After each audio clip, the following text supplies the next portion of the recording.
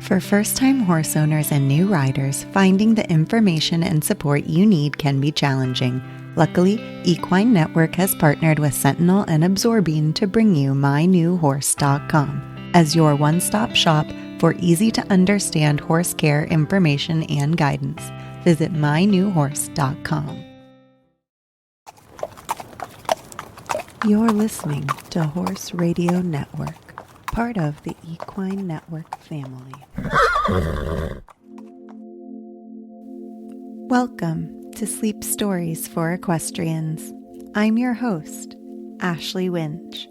We're so happy you're here to relax and unwind. If you fall asleep and miss the story, we will recap it at the beginning of the next episode. We've also selected and edited these stories for ultimate relaxation, removing any stressful bits without affecting the story's integrity, so you can focus on drifting off to sleep. With that, let's settle down and prepare for our story.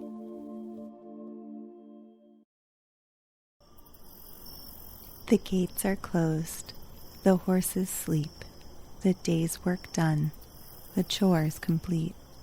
Now let us rest, our bodies and minds. Drift off to sleep and close your eyes. It's time for us to turn down for the night. Now let's breathe in, breathe out, and turn off the light. One more time. Breathe out, breathe in. Now, let us begin. Horses in war. More than 5,000 years ago, men found out that they could use horses in warfare. The Assyrians, the ancient Egyptians, the Romans, and many others used the horse-drawn chariot in battle. Some chariots had sharp knives fastened to the hubs of the wheels. Foot soldiers were almost helpless against chariots. But when soldiers rode on horseback, they could usually beat men in chariots. Mounted men could ride swiftly up to the enemy, strike hard, turn in a moment, and gallop away, all before a chariot could get ready. Some of the world's most famous fighters were horsemen. In the 11th century, the Mongol ruler Genghis Khan led his mounted warriors in battle and almost won what was then the known world. His troops were such masters at fighting on horseback that even modern generals study and learn from the way they planned an attack. The knights of old fought with long lances, clubs, axes, and swords. But when guns were invented, the knight on his horse was no match for a man on foot armed with a gun. Cavalier is a French word meaning horseman. One of its modern meanings is gentleman, because in the old days, only gentlemen rode horseback. The first cavaliers were mounted swordsmen. The Arab rode his prized horse into battle. When these desert fighters defended their land against enemies, they often rode in a body, shooting their long-barreled rifles as they galloped. It must have been a wild sight to see them, their robes flying in the wind, plunging their beautiful horses down a deep sand dune without fear. Horses played an important part in the American Revolution. George Washington's horse was supposed to have been half Arabian. We have all read that Paul Revere rode a horse to warn the colonists that the British were coming. In the war between the North and the South, horses were needed for mounted troops and to pull guns and supplies. Horses for protection. It is only a step from using horses in war to using them for patrol and peace duties.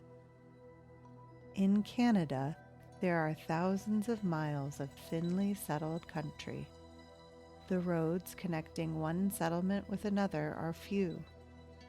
The Royal Canadian Mounted Police have a tremendous area to cover in their work, and automobiles are of little use when it comes to a question of going into bush country.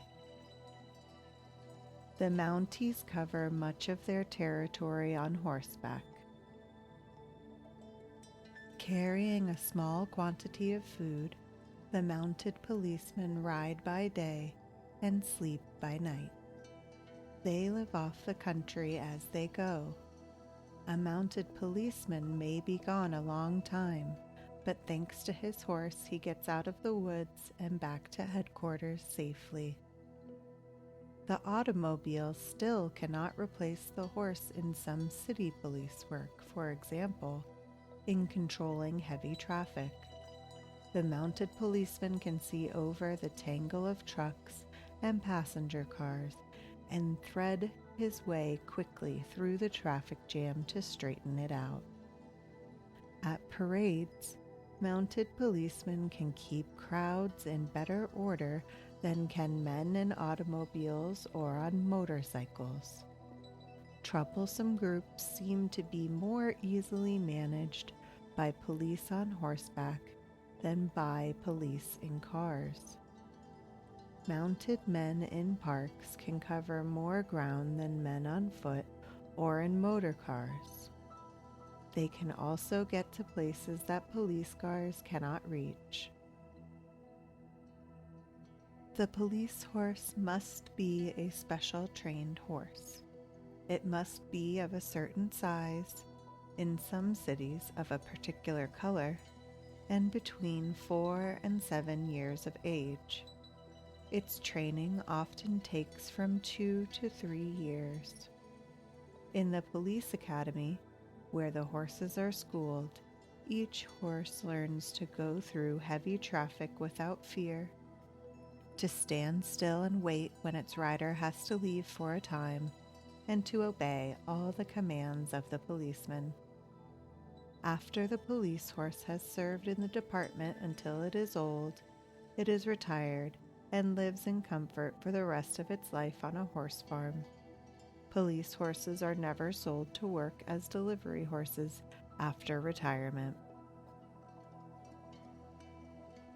Horses at work.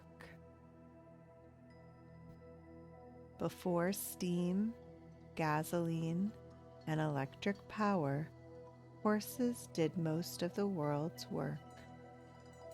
Even though many things are done by machine nowadays, horses are still important in getting man's work accomplished. Less than 10 years ago, there were over 7 million horses working on farms in the United States. The farmer's horse, like the farmer himself, must do a little bit of everything. In the spring, the horse may pull a plow. In summer, it may pull a hay wagon. At harvest time, it may pull the reaper. In the winter, it may pull a sleigh to take the farmer and his family to town or to church. On large farms, especially in our Midwest, machines do the work of horses in a much shorter time. But on small farms, the horse is still valuable. In the Near East, in Syria, Lebanon, and Jordan, horses are used to grind wheat or corn if there is no other power at hand. The horse pushes against a long pole that is attached to the upper millstone.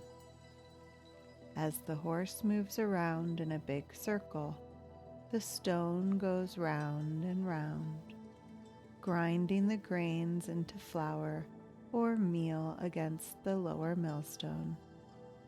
Old horses do such work better than young horses because they are less skittish. 50 years ago, before electric power was common, people went from one part of town to another in horse cars.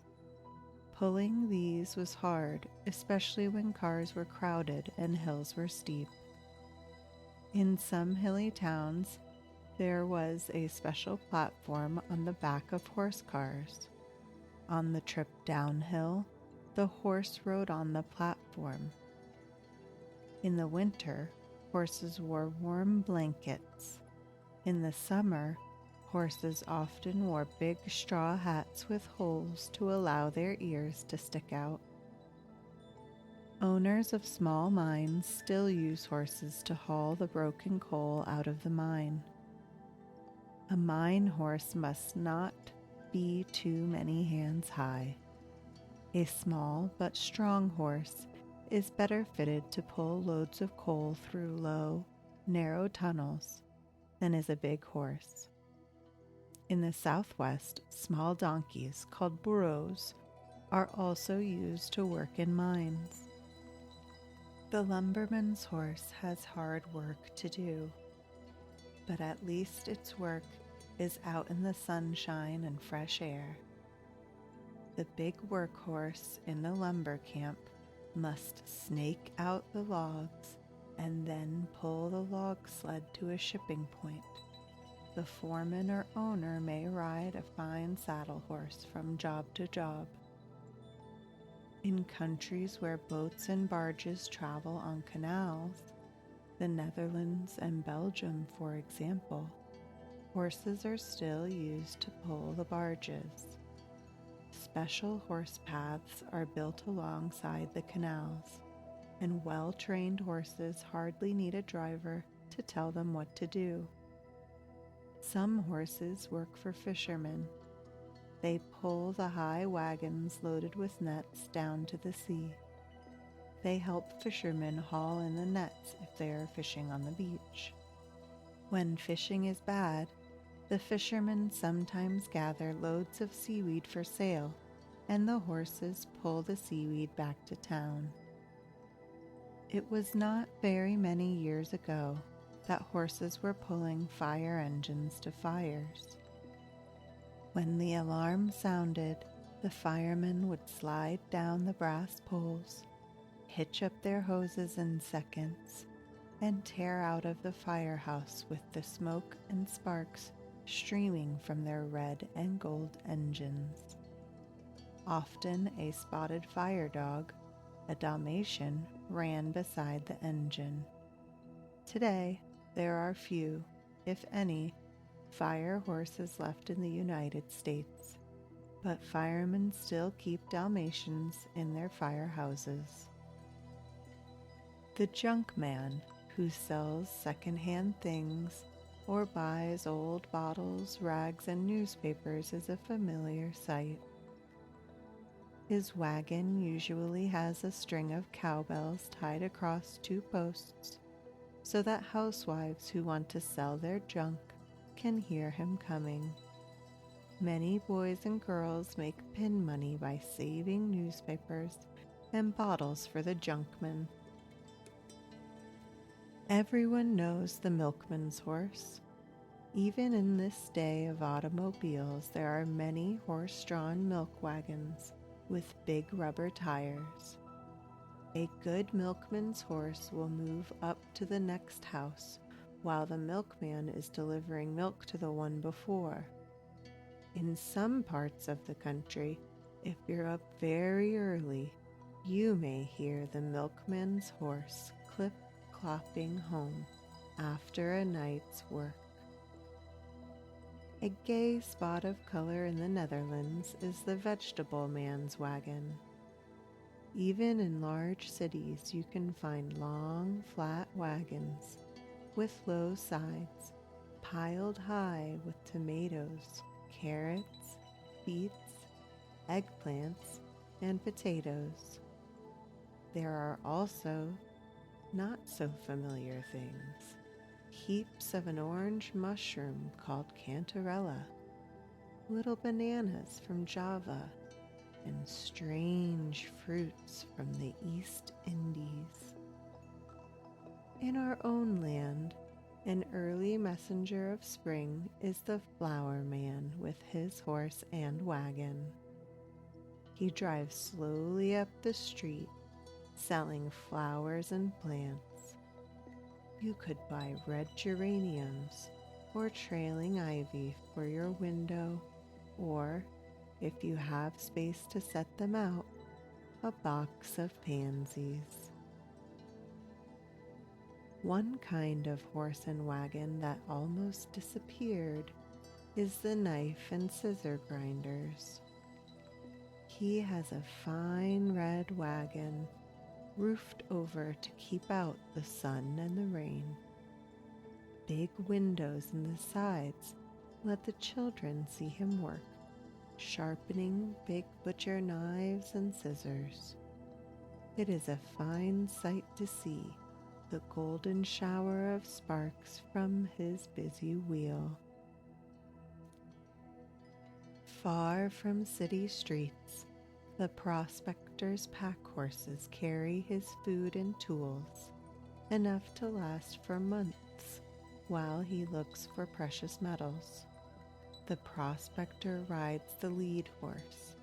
The other horses carry bacon, tea, flour, dried fruit, sugar, and other things the prospector will need. Packing a horse or a mule is not as easy as it looks. You must know the various hitches or knots in order to tie the load on so that it will not slip. You must know how to put heavy objects in the right place. The load must be well balanced and not be too heavy for the horse. Thank you for joining us on tonight's episode of Sleep Stories for Equestrians. Allow this gentle music to guide you off to dreamland.